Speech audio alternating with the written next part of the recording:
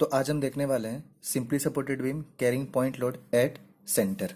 ठीक है, सेंटर की अगर बात कर रहा हूँ तो ये वैल्यू कितना हो जाएगा L/2 और ये क्या हो जाएगा L/2। ठीक है, टोटल डिस्टेंस कितना है यहाँ से यहाँ तक का L।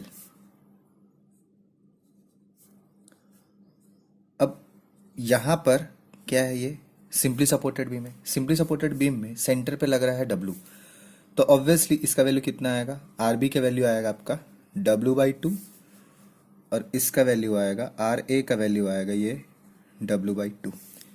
कैसे आया, क्योंकि ये सिमेट्रिक लोडिंग है। यहाँ पर अगर मैं रखूंगा हाथ तो ये और ये दोनों एक दूसरे का मिरर इमेज बना रहे हैं। ठीक है, नहीं तो क्या करना है, मोमेंट यहाँ लगा करके इसको रिएक्शन निकालोगे, उसके बाद ये RB का वैल्यू निकलेगा W/2, फिर सिग्मा लगा करके इसको वैल्यू निकाल सकते हैं। ठीक है, इसका सेम क्वेश्चन मैं बेंडिंग और शेफर डायग्राम में एक्सप्लेन कर चुका हूँ। ठीक है, अब देखो कैसे करना है सॉल्व इसको। हम क्या करने वाले हैं, स्लोप एंड डिफ्लेक्शन निकालना है। ये सिमेट्रिक क्वेश्चन है बोल के ही ये डबल इंटीग्रेशन से सॉल्व हो रहा है, नहीं तो अगर मान लो ये A और B डिस्टेंस होता तो इसको मैकॉलेस लगाना पड़ता। ठीक है, तो इसको दिमाग में रखिएगा। अब क्या करना है समझते हैं। सबसे पहले क्या करते हैं, सेक्शन काटते हैं। तो यहाँ सेक्शन कटेगा, तो मान के चलो मैंने इस पोर्शन को कंसिडर कर लिया। ठीक है, मैंने इस पोर्शन को कंसिडर कर लिया। यहां पर मैं सेक्शन काट रहा हूं, ये अगर मान के चलो ये C पॉइंट है, तो A से C के बीच में यहां पर कहीं कटेगा, तो वैल्यू मैंने यहां कंसिडर किया है, तो वैल्यू ये कितना आ जाएगा RA आएगा। वैल्यू कितना है W/2। कितने डिस्टेंस में मैंने सेक्शन काटा, X डिस्टेंस में सेक्शन काटा। डायरेक्शन में कैसे रखूंगा, ऐसा रखूंगा MX का। मैंने बताया था कि मैं यहां पर सेक्शन काट रहा हूं और ये आपका MX है। ठीक है, इस कंडीशन में MX की वैल्यू कितनी आएगी, MX की वैल्यू कितनी आएगी, यहां अगर मैं थंब रखता हूं तो ये कैसा घूम रहा है, ऐसा घूम रहा है, और ये अपोजिट घूम रहा है, इसलिए मैं क्या लिखूंगा RA इंटू एक्स। जहां RA का वैल्यू कितना है W/2 इंटू एक्स। तो यहां से मेरे को क्या पता चला, MX की वैल्यू आई आपकी W/2 into x.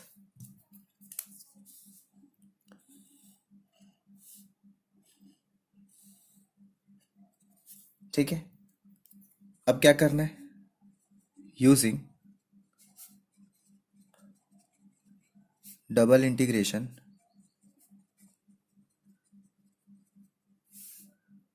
Method.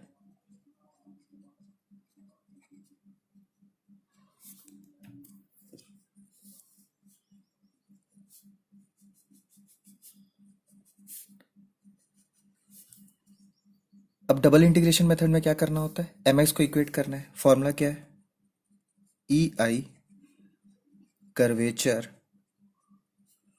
Is equals to MX, जहाँ MX की वैल्यू कितनी है W/2 इंटू एक्स। इसको सॉल्व करेंगे तो क्या करेंगे, ऑन इंटीग्रेटिंग मैं डायरेक्ट लिख दे रहा हूँ EI dy/dx। इसको क्या बोलते हैं हम लोग, स्लोप। इसको क्या बोलते हैं, कर्वेचर। इसको क्या बोलते हैं, स्लोप।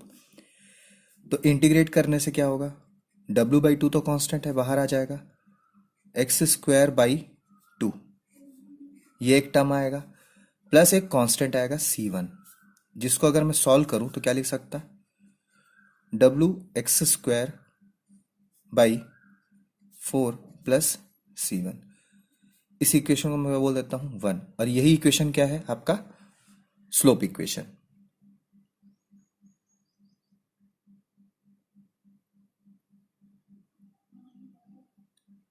ठीक है, अब यहां पर क्या करना है, एक और बार इंटीग्रेट करेंगे। एक और बार इंटीग्रेट किया तो इस पोर्शन को हम क्या बोलते हैं, y, और y क्या होता है, डिफ्लेक्शन। वैल्यू कितना है W/4, x का पावर स्क्वायर है तो क्या हो जाएगा cube, by 3 plus C1 constant था तो एक x से मल्टीप्लाई हो जाएगा C2। इसको सॉल्व करेंगे, वैल्यू कितना आ रहा है W x का power 3/12 plus C1x plus C2 equation 2। अब क्या करना होता है, हमको C1 और C2 दो कांस्टेंट मिला है, इसको एलिमिनेट करने के लिए हम क्या लगाएंगे, एंड कंडीशन। एंड कंडीशन क्या लगता है मैं आपको बता चुका हूं, ये सिमेट्रिक कंडीशन है। यहां पर डिफ्लेक्शन की वैल्यू 0 होगी, यहां डिफ्लेक्शन की वैल्यू 0 होगी। यहाँ मैक्सिमम डिफ्लेक्शन कहाँ पर अकर करेगा, सी पे। क्यों? क्योंकि सिमेट्रिक है, L/2 डिस्टेंस है।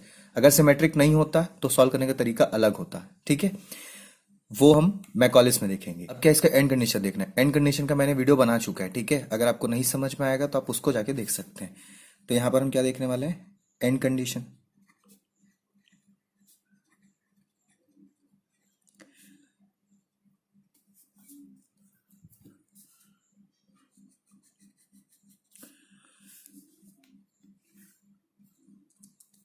जो मैं एंड कंडीशन की बात करता हूँ तो एंड कंडीशन में तीन एंड कंडीशन बताया मैंने। पहला, x is equals to L/2, तो वहां पर क्या होगा, dy/dx, जो कि क्या होता है आपका स्लोप। ये वैल्यू क्या हो जाता है, यहां देखो, यहां पर क्या है, इस जगह पे यहां पर मैक्सिमम डिफ्लेक्शन आएगा, तो इस जगह पे स्लोप की वैल्यू क्या होगा, 0। तो यहाँ क्या लिखूंगा, 0। Second, x is equals to 0, y is equals to 0।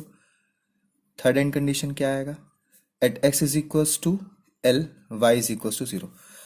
हमको एंड कंडीशन में ये बहुत इंपॉर्टेंट हो जाता है कि इस कंडीशन में ये देखें कि भाई इन तीनों में से कौन सा कंसिडर करेंगे।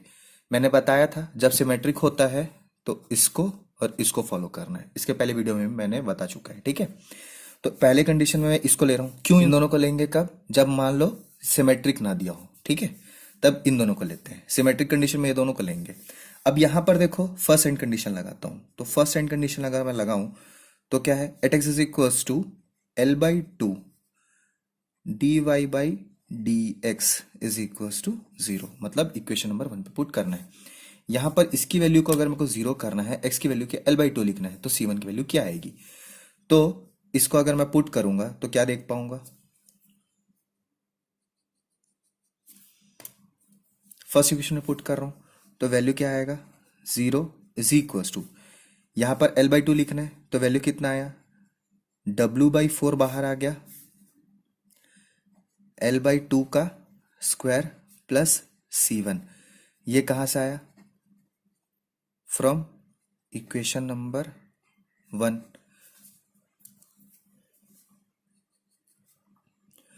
हम इक्वेशन 1 से निकाले।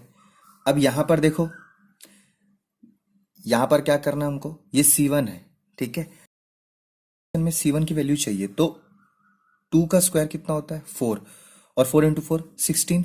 तो इससे क्या मिलेगा मुझे, इससे मुझे मिल रहा है कि c1 की वैल्यू क्या होगी, ये इधर आ जाएगा, तो क्या लिखूंगा, -w L का स्क्वायर बाई 16।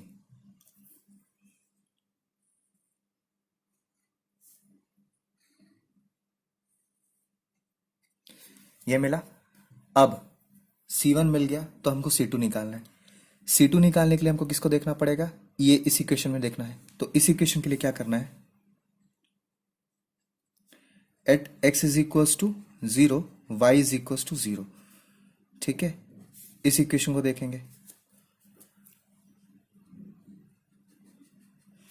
तो इस कंडीशन में क्या है, देखो, जब x की वैल्यू 0 होगी, y की वैल्यू 0, मतलब इस इक्वेशन में ये अगर वैल्यू 0 लिखता हूं, ये दोनों वैल्यू भी 0 होगा, तो c2 की वैल्यू कितना आएगा, इसकी वैल्यू भी 0 आएगी। तो इससे क्या मिला, c2 की वैल्यू क्या आ गई, 0।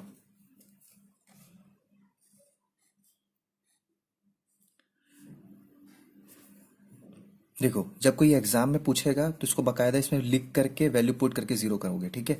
क्योंकि मैं समझा रहा हूं तो मैं स्किप कर देता हूं जहां पर जरूरत पड़ेगा वहां पर, ठीक है। तो यहां पर मैंने क्या निकाला, c1 c2 निकाल लिया। अब मैं स्लोप और डिफ्लेक्शन इक्वेशन को पुट कर देता हूं।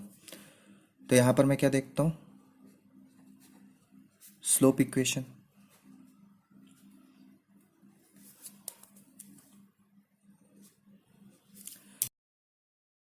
तो स्लोप इक्वेशन में क्या करना है, यहां पर स्लोप इक्वेशन ये है, तो इसको मैं क्या लिख दिया, ei dy/dx is equals to, value कितना होगा, W x² by 4 plus c1 की वैल्यू कितनी आई, -W L² बाई 16, यही आया है।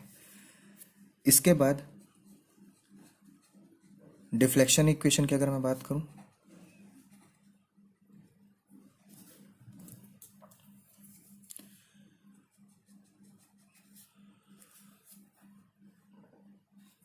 बड़े ध्यान से देखना। डिफ्लेक्शन इक्वेशन का क्या वैल्यू किया है, यहाँ से निकालेंगे।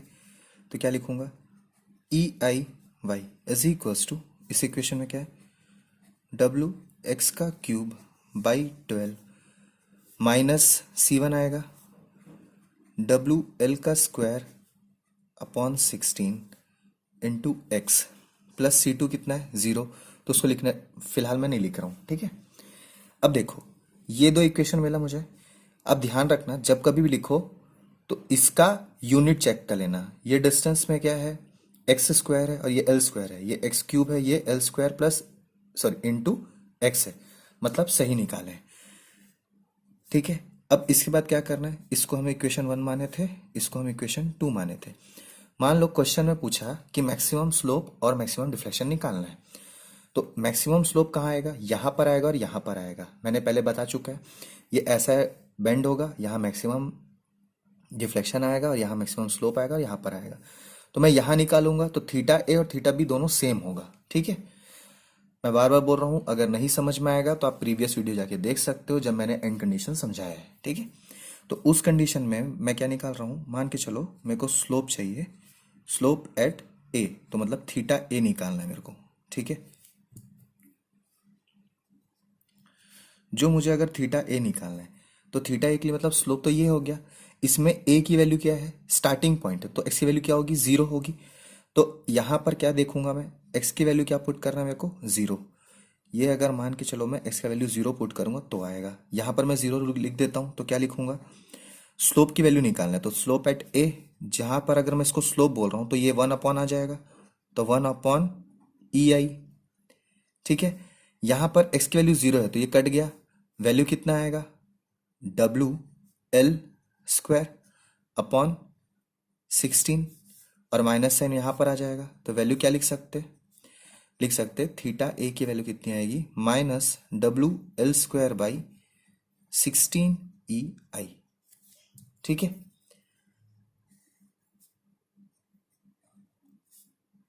तो यहां से क्या मिला हमको, स्लोप मिला। अब देखो ये स्लोप जो है ये मैक्सिमम है, तो मैं क्या बोल सकता हूं कि slope therefore slope theta A is equals to theta B is equals to theta max. क्यों बोल सकता, क्योंकि इस कंडीशन में दोनों की वैल्यू सेम आएगी। मतलब इस कंडीशन में अगर मैं देखूंगा तो इस सब की वैल्यू सेम है, तो यहाँ का जो स्लोप है ये तीनों का वैल्यू सेम आएगा। अगर मैक्सिमम पूछेगा तो भी यही निकालेंगे। तो अब मैं देखूं कि भाई मैक्सिमम डिफ्लेक्शन क्या आएगा, तो यहां पर मैं लिख देता हूं डिफ्लेक्शन। कहां पर निकलेगा मैक्सिमम डिफ्लेक्शन,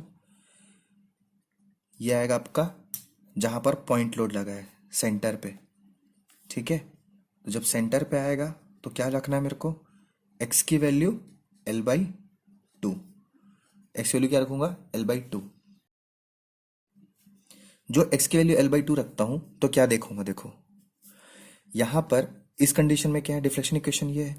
यहां पर अगर मेरे को लिखना है, चलो मैं यहीं पर ई आई लिख देता हूं, ई आई वाई मैक्स, ठीक है, इज इक्वल्स टू, इसकी वैल्यू क्या होगा, डब्ल्यू बाई 12 एक्स का क्यूब मतलब एल बाई टू का क्यूब माइनस क्या लिखूंगा, डब्ल्यू एल का square by 16 L by two, ठीक है। अब इसको सॉल्व करना है तो यहां पर देखो, अगर मैं इसको सीधा वाई मैक्स ही निकाल लेता हूं, चलो वाई मैक्स ही निकालूंगा तो क्या निकलेगा, यहां पर 16 है और 2 है, यहां पर 12 है और 2 है, कॉमन क्या निकल सकता है, ये 4 और 3 से बना है, ये 4 और 4 से बना है, मतलब 8 मैं बाहर निकाल सकता हूं। तो वैल्यू में क्या निकाल लिया बाहर, डब्ल्यू एल का क्यूब बाई 8 मैंने बाहर निकाल लिया। जो अगर मैं 8 बाहर निकालूंगा तो यहाँ क्या बचेगा, 1/3 और यहाँ क्या बचेगा, 1/4।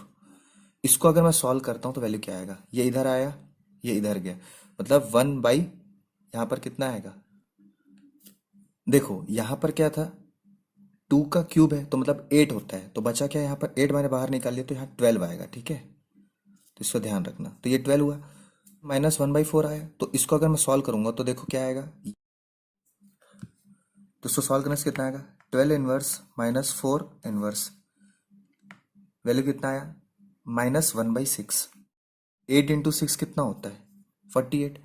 तो वैल्यू कितना लिखेंगे, -WL³ अपॉन 48। 6 आया था, यहाँ पर 8 हो गया, तो 48 EI।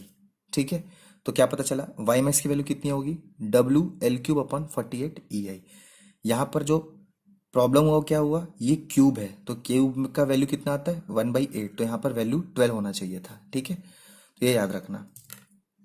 तो वाई मैक्स की अगर मैं बात करूं तो वैल्यू कितना है, ये जहां पर हमको निगेटिव साइन क्या इंडिकेट करता है, निगेटिव साइन ये इंडिकेट करता है कि डिफ्लेक्शन डाउनवर्ड्स ऑकर कर रहा है। ठीक है, तो आज के लिए इसको यहीं पर कंप्लीट करते हैं। उम्मीद करता हूं आपको समझ में आया होगा। Thank you.